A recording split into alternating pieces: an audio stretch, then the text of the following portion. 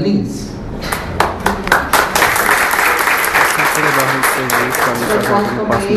Companheiros, quero dizer da nossa emoção de estar nesse momento inaugurando o começo dessas obras. Devem durar 180 dias, mas o que é mais interessante para nós é que isso também inaugura a volta do poder municipal para o centro da cidade. Para nós foi uma bela surpresa chegar na prefeitura e saber que nem o Paço Municipal datado de 1826 era um bem tombado para a prefeitura de Fortaleza.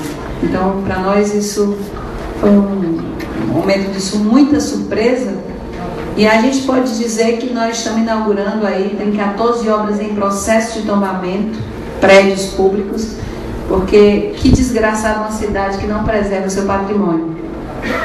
E a gente acredita que nós estamos inaugurando esse momento, certamente, que será um momento importante para a nossa cidade e para as gerações futuras da nossa cidade. Esse aniversário de 282 anos da cidade, que a gente tem a alegria de estar comemorando, eles também refletem uma série de outras coisas que essa cidade não via. Eu costumo dizer sempre que quando a gente fala da Fortaleza Bela, talvez seja o momento adequado de falar disso, nós estamos falando de uma utopia de cidade que a gente quer construir. Thomas More falava da utopia como algo que não existe e que jamais será alcançado. E a gente reconstrói a ideia da Fortaleza Bela na ideia do que de fato não está, mas está para ser, que é possível ser construída. E cada vez mais eu fico mais acreditando nisso, quando eu vejo que hoje o lixo, eu costumo dizer isso, virou um problema político, o buraco virou um problema político, as pessoas se mobilizam em torno disso, as pessoas denunciam essas coisas. Então é porque nós mudamos o nosso patamar de exigência com a cidade. E isso é muito importante de ver. Se o lixo para nós era corriqueiro, se o buraco também pouco importava e a gente só xingava aí os governantes, hoje o buraco, o lixo, os problemas urbanos de uma forma geral são objetos de preocupação do povo, preocupação da classe média, da classe alta, dos setores populares, e que de fato mobiliza, seja para falar bem ou mal desta Fortaleza Bela, que é a nossa peleja, nosso desejo e a nossa utopia de construção, e que, como eu costumo dizer, é um processo que foi detonado e que vai ter que ter muita gente contra para poder conter, porque esse não é a nossa intenção. Acredito que foi um processo construído que só vai ganhar cada vez mais o povo de Fortaleza. Outra coisa que eu costumo dizer é o seguinte: destruir é fácil demais e rápido. Você destrói rapidamente as coisas e é fácil destruir. Construir é que é difícil, é lento, é uma coisa mais densa, são questões do dia a dia que você tem que dar respostas. Então assim, nós estamos sob a égide da construção. Por isso que a gente diz, você construindo a Fortaleza Bela.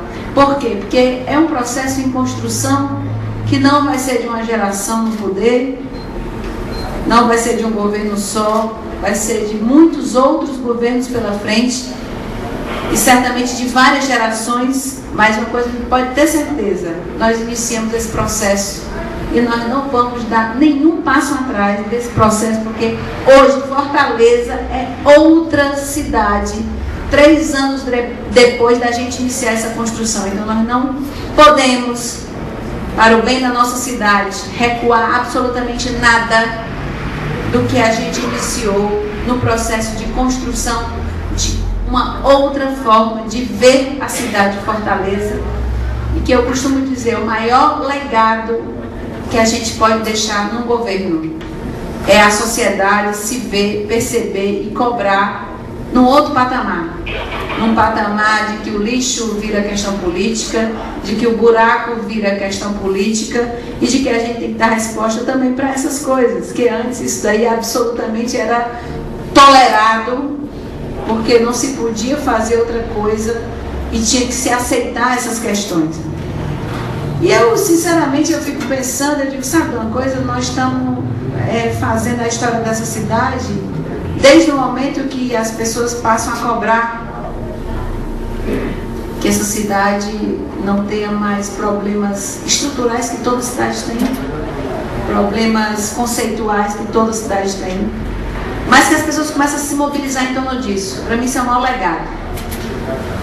Saber que nós pegamos a cidade com 278 milhões de restos a pagar. Se vocês fizerem a comparação com as dívidas deixadas pelos governos dos estados de uma forma geral, e saber que só a nossa cidade tinha isso. Nós tínhamos 40 milhões para pagar a folha de pagamento dos servidores municipais. E que isso precisou ser também uma atitude de gestão em janeiro, quando nós resolvemos fazer a campanha do IPTU em alíquota única, para tentar empoderar a máquina pública, para ter 40 milhões de reais para poder pagar os servidores, depois de uma campanha, que a gente veio de uma campanha, e que logo depois de ser o servidor que não tinha dinheiro para pagar. Isso não tinha sentido na nossa cabeça de sermos persistentes, como bons cearenses, teimosos, porque cearense peleja, e a gente peleja.